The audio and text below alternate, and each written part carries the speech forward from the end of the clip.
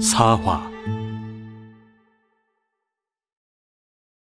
이 개자식! 감히 마천문 어르신의 옷을 그 더러운 손으로 잡아! 제가 눈이 잘 안 보여서... 눈이 안 보이면 아예 빼줄까? 길 한쪽에서 장한 둘이 소년과 소녀를 두들겨 패고 있었다. 소년은 10살쯤 되었고 소녀는 이제 7, 8살쯤 된 듯했다. 허름한 옷과 때로 얼룩진 얼굴, 흐트러진 머리, 아마도 국어를 하는 거지 아이들인 듯했다.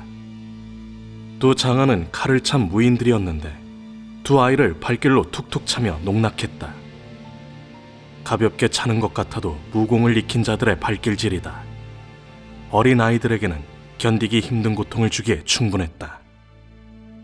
뭐 정 용서를 빌고 싶다면 그 계집 아이는 남겨두고 너만 가라.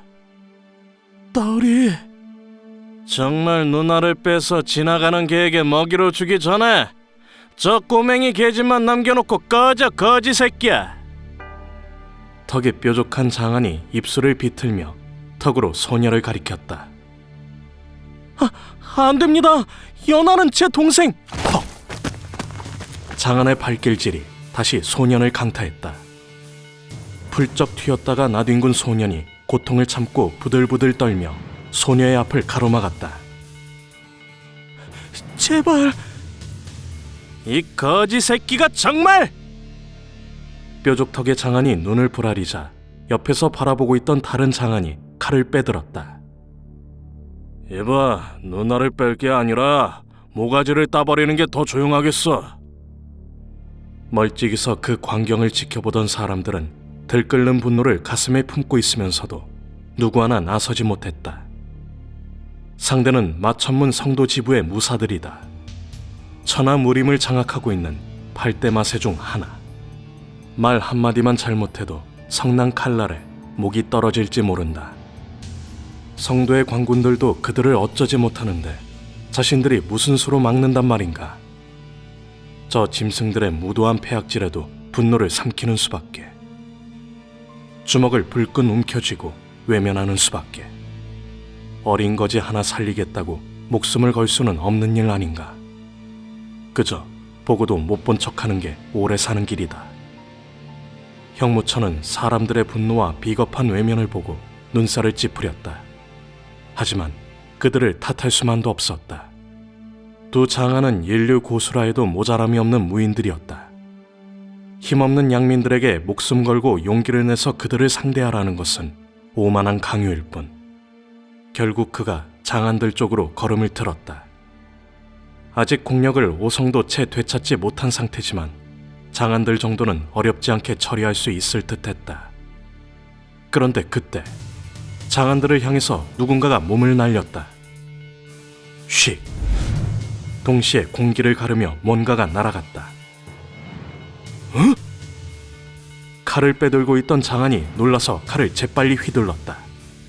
따당! 날아들던 물체가 칼에 맞아 허공으로 튀었다. 하지만 날아든 물체는 모두 4개였다. 나머지 2개가 호선을 그리며 날아들자 칼을 든 장안은 황급히 물러서며 칼을 휘둘러댔다. 그 사이 몸을 날린 자가 뾰족턱의 장안을 공격했다. 이제 20대로 보이는 청년이었는데 굳은 표정으로 소리치며 쌍수를 연이어 뻗었다. 악독한 놈들! 어린애들을 그렇게 때리다니! 눈 깜짝할 사이 5번의 공방이 오갔다. 퍼벅! 끄! 신음을 토한 뾰족턱의 장안이 비틀거리며 뒤로 5걸음 밀려났다. 얼굴이 와락 일그러진 걸 보면 상당한 충격을 받은 듯했다. 그를 공격한 청년은 그 틈을 이용해서 두 남매를 양손으로 붙잡고 뒤로 몸을 날렸다. 저 개새끼들이!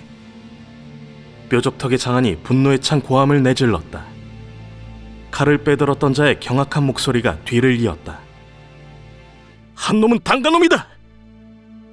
그 말에 뾰족턱의 장안도 놀란 듯 가늘게 찢어진 눈이 커졌다. 뭐?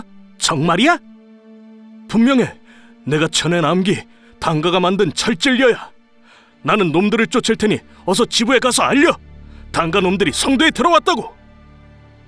한때 성도의 제왕처럼 행세했던 단가를 수년에 걸친 싸움으로 몰아낸 마천무는 단가 무사들의 성도 출입을 철저히 차단했다.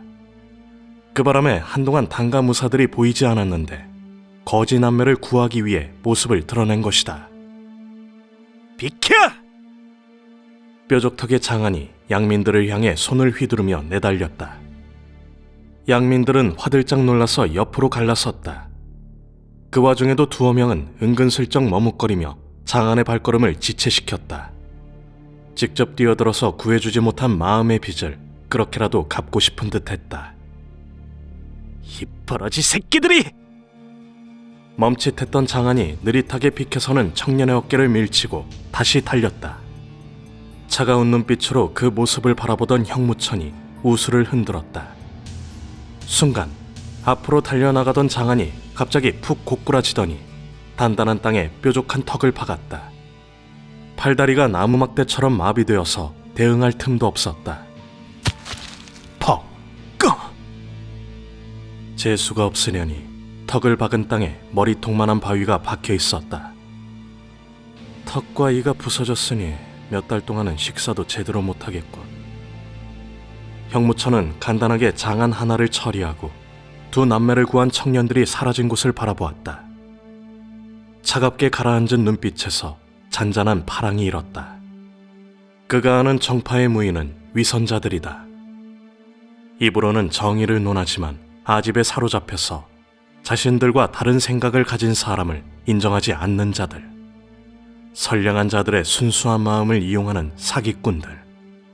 피눈물 흘리던 그날 그 진실을 보았다. 복수의 지옥불을 심장에 담고 강호에 나왔을 때도 그들은 달라져 있지 않았다. 그런데 오늘 본 자들은 뭔가가 다른 듯했다. 그날 그들이 저 청년들만 같았어도. 잠시 청년들이 사라진 곳을 바라보던 형무천은 걸음의 방향을 그쪽으로 틀었다.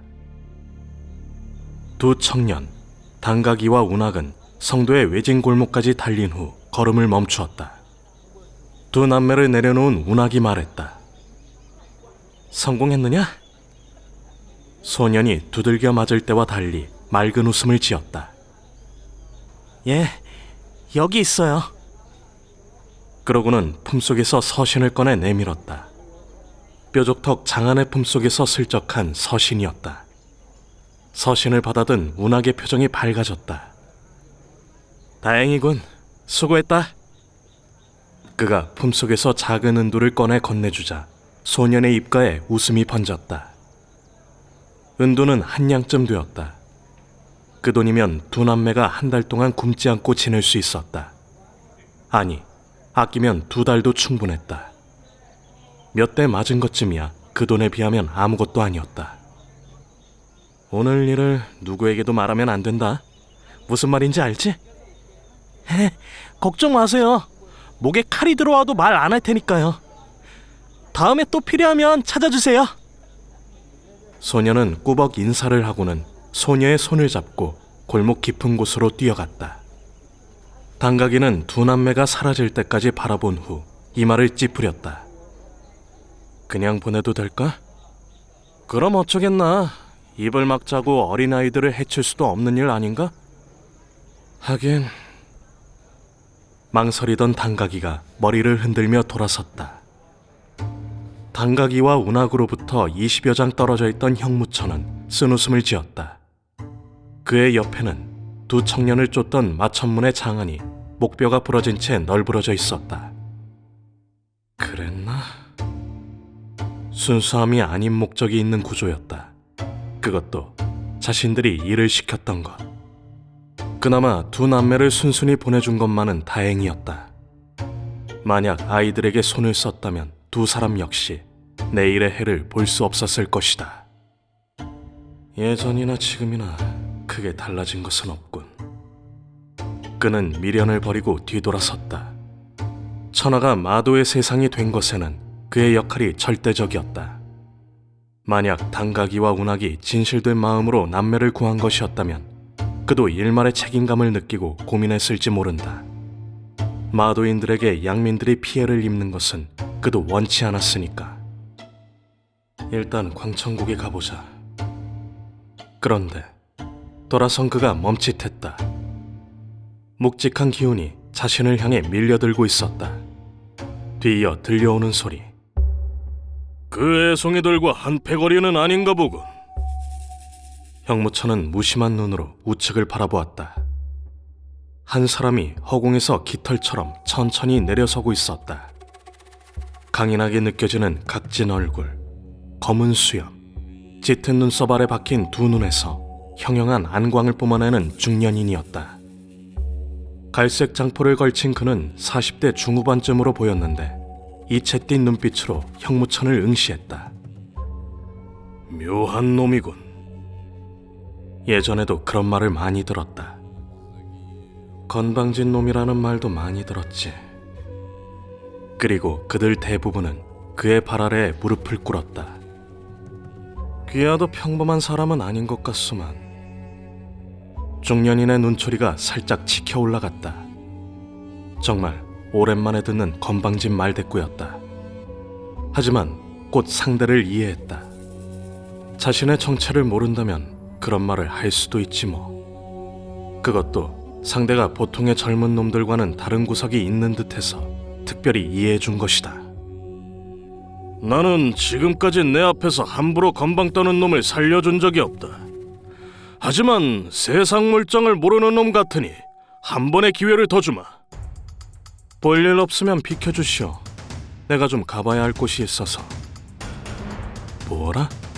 볼 일 없으면 비켜? 중년인의 눈매가 다시 사나워졌다.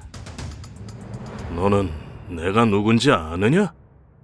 그걸 꼭 알아야 하오? 중년인의 얼굴이 붉게 달아올랐다. 더 이상 참을 수 없었다. 저 잘생긴 얼굴을 으깨서 죽여주리라.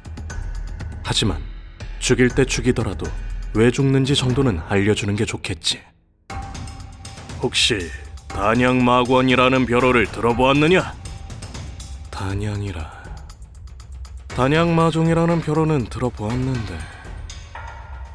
형무천을 따르던 5대 마종 중 한 사람이 단양마종이었다. 그는 그저 문득 생각나서 별 생각 없이 말한 것뿐인데 치켜 떠진 중년인의 눈이 움찔거렸다. 내가 바로 그분의 4대 손인이라. 형무천은 그제야 중년인 단양마관 양화송을 빤히 바라보았다.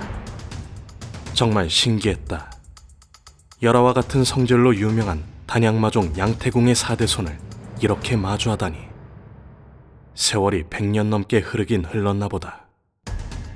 그러고 보니 닮은 것 같군. 반면 양화송은 지금 자신이 뭘 하고 있는지 이해되지 않았다. 이러고 있을 때가 아니거늘. 이놈! 지금 나와 말장난 하자는 것이냐? 먼저 말을 건 사람은 귀하 아니오? 그럼 귀하가 말장난한 거요. 그게 아니라. 바쁜 일 있으면 보시오. 나도 내 일을 볼 테니. 내 놈이 감히!